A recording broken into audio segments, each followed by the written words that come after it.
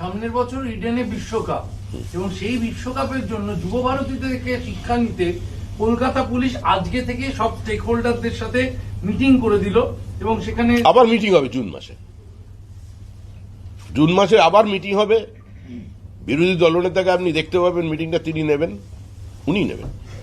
আপনি এক্ষুনি বললেন যে 2026-এর জুন মাসে মাননীয় শুভেন্দু অধিকারী তিনি অনুরূপ আরেকটি বৈঠক করবেন, যেটা বিশ্বকাপ নিয়ে বলা হলো।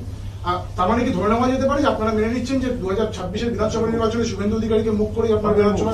বিজেপি কোনো মুখ মুখোশের রাজনীতি করে না। বিজেপি ব্যক্তি নির্ভর রাজনৈতিক দল নয়, কিন্তু এটা নিঃসন্দেহে যে মন্ত্রিসভা গঠিত হবে সেখানে উনি থাকবেন। সুতরাং আমি বললাম, যেহেতু উনি পুলিশের সঙ্গে এত লড়াই টড়াই করেন সকাল থেকে রাত পর্যন্ত, বারবার কোর্টে যান, জীবন্ত পুড়িয়ে মেরে দিচ্ছিল তেল ঢেলে, তো সেই জন্য ওর সব পুলিশগুলোকে চেনে। তো ওই বৈঠকটা দলের পক্ষ থেকে বা সরকারের পক্ষ থেকে উনিই নেবেন জুন মাসে, এটা কালের দেওয়ালে লেখা হয়ে গেছে। দর্শক, এটা গতকালকে হয়েছে, মানে এই যে প্রেস মিট এটা গতকালকে হয়েছে, কিন্তু এই অংশটা নিয়ে আমি দেখছি যে খুবই চর্চা হচ্ছে। বিজেপির অন্দরে চর্চা হচ্ছে, বাইরে চর্চা হচ্ছে, এবং টিএমসির অন্দরে তো বিরাট চর্চা। তাহলে কি হবে? শুভেন্দুর বিরুদ্ধে এত কিছু করার চেষ্টা করলাম, বিজেপির মধ্যে থাকা লোকজনদেরকে লাগিয়ে দিলাম, শুভেন্দুর বিরুদ্ধে এত কুৎসা বা দলীয় কোন্দল লাগানোর চেষ্টা করলাম, আর শ্রমিক ভট্টাচার্য যিনি রাজ্য সভাপতি রয়েছেন তিনি শুভেন্দুকে পাশে বসিয়ে বলছেন মানে ভোটের পরে জুন মাসে আবার বৈঠক হবে, শুভেন্দু অধিকারী সেই বৈঠকটা নেবেন। তারপর যখন আবার সাংবাদিকরা ক্রস কোশ্চেন করলেন তখন খানিকটা এদিক ওদিক করে বললেন, কিন্তু শেষে যেটা বললেন, কালের দেওয়ালে লেখন নাকি একটা বললেন না, তো তার মানে শ্রমিক ভট্টাচার্য যতটুকু বলেছেন বা যা ইঙ্গিতটা দিলেন, শুভেন্দু অধিকারী যে আগামী যে সরকারটা হবে, যেটা ওনারা আশা করছেন বিজেপির সরকার, তার মানে সেখানে শুভেন্দু অধিকারী একটা বড় পজিশনে থাকবেন। এখন সেটা মুখ্যমন্ত্রী না কি সেটা অন্য বিষয়, কিন্তু একটা যে লিডিং পজিশন, মানে ওই রকম ভাইটাল ব্যাপার স্যাপারগুলো যে উনি দেখবেন, এটা অন্তত পরিষ্কার করলেন। শুধু ওই উত্তরটা পরিষ্কার করে এখনো এলো না, কিন্তু ইঙ্গিত এসছে যে তাহলে কি ফেস হতে চলেছেন শুভেন্দু অধিকারী আগামী নির্বাচনে। কি করে বিজেপি এখন সেটাই দেখার। প্রিয় দর্শক, আমি শফিকুল ইসলাম এবং আপনারা দেখছেন আরামবাগ টিভি। দেখুন, মাঝখানে একটা খবর এসছিল যে আসন্ন বিধানসভা নির্বাচনে বাংলাতে বাঙালি একজনকে ফেস করে বিজেপি লড়বে, আর সেই ক্ষেত্রে শুভেন্দুর নামটাই কিন্তু সামনে এসছিল। হয়তো আপনারা দেখেওছেন, মিডিয়াতে প্রকাশ পেয়েছিল যে ভোটের আগে শুভেন্দুকে ফেস করে মানে তার নাম একেবারে ঘোষণা করে দিয়ে ভোটে নামবে বিজেপি।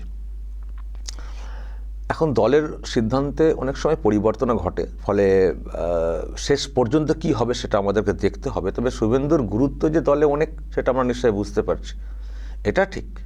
বিজেপির অন্দরেও শুভেন্দুকে নিয়ে অনেক মানে রয়েছে, মানে টেনে ধরা। নিশ্চয়ই আপনারা ফিল করেন, অনেক সব বক্তব্য সামনে এসেছিল। একটা অংশ তারাও ছোট অংশ হলেও মানে তারা চায় না শুভেন্দু সামনে এগিয়ে যান। দেখবেন নানান ক্ষেত্রে কমেন্ট করা হয়েছে, মন্তব্য করা হয়েছে, সোশ্যাল মিডিয়াতে বক্তব্য রাখা হয়েছে, কিন্তু শুভেন্দুকে পাল্টা বক্তব্য রাখতে কখনো দেখবেন না। দেখেছেন কি যে ওনার সম্পর্কে কেউ কিছু বললেন, শুভেন্দু পাল্টা কাউন্টার করে দিলেন? করেন না। ওনার একটাই, যখনই প্রশ্ন করা হতো বলতেন আমি এটা নিয়ে কিছু বলবো না। উনি কখনো পাল্টা বিতর্কে জড়ান না।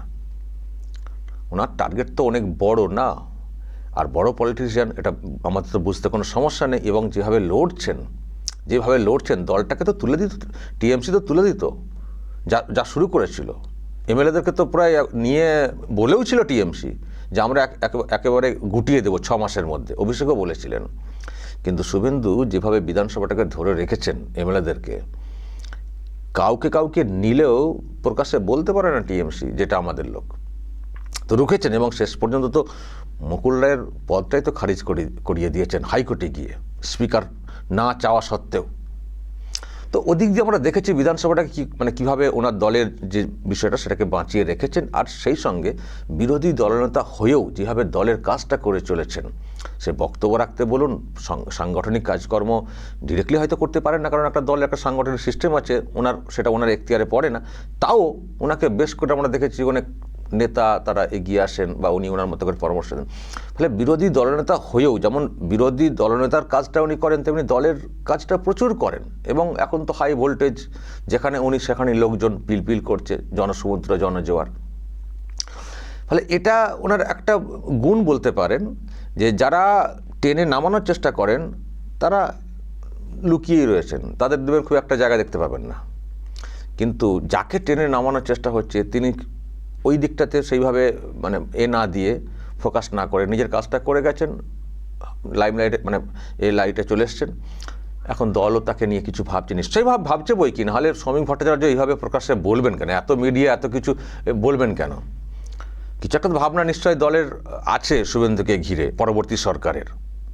আর উনি যখন এটা পরিষ্কার করে বলেই দিলেন যে মন্ত্রিসভায় থাকবেন, কোন মন্ত্রী সেটা অন্য বিষয়, কিন্তু শুভেন্দু যেটা গুরুত্বপূর্ণ জায়গা পাবেন এবং তিনি এই রকম সেন্সিটিভ ব্যবস্থা যে হ্যান্ডেল করবেন, এটা তো যখন এটা উনি বলছেন, তার মানে নিশ্চয়ই উনি সভাপতি, রাজ্য সভাপতি, ওনার সঙ্গে জাতীয় স্তরে নিশ্চয়ই কানেকশন আছে। তো যখন ওনার মুখের কথা, তখন তো নিশ্চয়ই কর্মীদেরকেও ভাবতে হবে।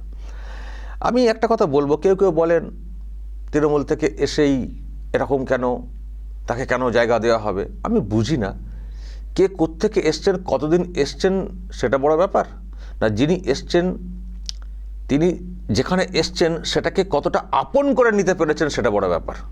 আমি অনেক দিন ধরে আছি বিজেপিতে, কিন্তু আমি টিএমসির সঙ্গে সেটিং ফিটিং করে চলি, টিএমসি ডাকলেই আমি চলে যাই সৌজন্য দেখাতে। তো তার গুরুত্ব বেশি না আমি এসছি অন্য জায়গা থেকে, ওই টিএমসি থেকে, কিন্তু যেটাকে আমি তওবা করে দিয়েছি, বা একবারে আমি তওবা এই সেন্সে বললাম, কারণ এই কথাটা খুব আছে আর কি, তো করে দিয়েছি, ওকে একেবারে করে দিই, তারপরে আমি আর ওদিকে তাকাবো না, যেখানে এসছি এটাই আমার কাছে সব। কোনটার গুরুত্ব বেশি এটা ভাবতে হবে। তো শুভেন্দু যেভাবে এসছেন ওখান থেকে অনেক ক্ষতি করেছেন নিজের কেরিয়ারে, বাড়িতে এতগুলো পদ, অনেকেরই অনেক ক্ষমতা ছিল না টিএমসিতে থাকাকালীন, মন্ত্রিত্ব সব কিছুকে ত্যাগ করে এসছেন। কোথাও ভেবেছেন যে পরিবর্তন ঘটাতে হবে, একটা জিদ্দি যাই বলি না কেন উনি নিয়েছেন, লক্ষ্যে এগিয়ে চলেছেন, লড়ে যাচ্ছেন। অনেক গণ্ডগোল দলের অভ্যন্তরে তৈরি হয়েছে, অনেক হতাশাও এসছে। আমরাও অনেক সময় অনেক কথা বলেছি যে দূর এ আর হলো না, বিজেপি আর কিছু করতে পারবে না, কিন্তু উনি এসছেন, উনি কখনো সে হতাশা প্রকাশ করেননি, লড়াকু মানসিকতা রেখে গেছেন, লড়ছেন, দল বিশ্বাস করছে, ভরসা করছে, সেই জন্যই হয়তো এইরকম ভাবনা। আর যারা পেছন থেকে টানার চেষ্টা করলেন, দেখা যাক তারা কোথায় যান। তবে একটা কথা বলবো, যে যা করেছেন, যখন লড়াই সামনে বড়, সব কিছু ভুলে যান। পদটা বড় কথা না, পরিবর্তনটা বড় কথা। পরিবর্তনটা বড় কথা। সকলে মিলে এগিয়ে এসে ওই কে মুখ্যমন্ত্রী হবেন পরে, সুতরাং কেন আমি তাহলে ভোটে জেতাবো, দরকার হলে টিএমসি থাক, তাহলে আর কেন পরিবর্তন মুখে বলেন, সব বাদ দিয়ে কে মুখ্যমন্ত্রী হলেন, কে কি মন্ত্রী হলেন, তার থেকেও পরিবর্তনটা জরুরি। আগে টিএমসির হাত থেকে রাজ্যটাকে বের করতে হবে, এটা জরুরি। শুভেন্দুর প্রতি হিংসা করতে গিয়ে বাংলাটা উচ্ছন্নে যাক, যদি এইরকম ভাবনায় ভাবিত হয়ে থাকেন, তাহলে সেটা দুর্ভাগ্যের হবে। আর কেউ জোর করে কিছু পদ ছিনিয়ে নিতে পারেন না, তার কাজের প্রমাণই তাকে সেই পদে বসিয়ে দেয়। যে যতদিন তার কাজের প্রমাণ দেখাতে পেরেছেন, তিনি সেই পদে ততদিন থাকতে পেরেছেন। যখন এটা প্রকাশ হয়ে যায় যে উনি সেই কাজের এই মুহূর্তে দেখাতে পারছেন না, তাকেও সেখান থেকে সরে যেতে হয়। তখন এসব বলে লাভ নেই, কেন আমাকে সরিয়ে দেওয়া হলো, আপনি আপনার যোগ্যতা নষ্ট করেছেন, আপনার গ্রহণযোগ্যতা নষ্ট করেছেন, সেই জন্য আপনাকে সরে আসতে হবে। এটা যে কোনো দলের আমি কথা বলছি, যে কোনো ক্ষেত্রে আমি কথা বলছি। কেউ কাউকে, যার যোগ্যতা থাকবে, কেউ তাকে ওরকম করে জোর করে বেশি দিন দমিয়ে রাখতে পারে না, তার জায়গা সেখানে থাকবেই। অনেক ইন্টারনাল পলিটিক্স হয় বটে, তা সত্ত্বেও কিন্তু যদি লক্ষ্যে অবিচল থাকেন, তিনি ঠিক পেয়ে যাবেন। এটা তো যে কোনো আমরা পারফরমেন্সের ক্ষেত্রেই আমরা বলে থাকি, তাই না? তো যাই হোক, শুভেন্দুর সেই থেকে লড়াকু মানসিকতা হয়তো হতে পারে দলের কেন্দ্র নেতৃত্ব ভরসা করছে, কিছু একটা ভাবনায় রেখেছে, হয়তো সেই জন্যই শ্রমিক ভট্টাচার্যের মুখ দিয়ে হঠাৎ করে বিষয়টা বেরিয়ে গেছে। এই হচ্ছে ব্যাপার। দর্শক বলবেন আপনাদের কি মত। শ্রমিক ভট্টাচার্য যে কথাটা বললেন, যে ইঙ্গিতটা দিলেন, কি পেলেন আপনারা সেখান থেকে?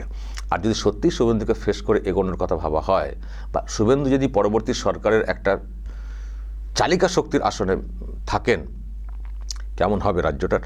দর্শক বলবেন, আপনাদের মতামত রাখবেন, যা বলার বলবেন এবং নজর রাখবেন আরামবাগ টিভিতে।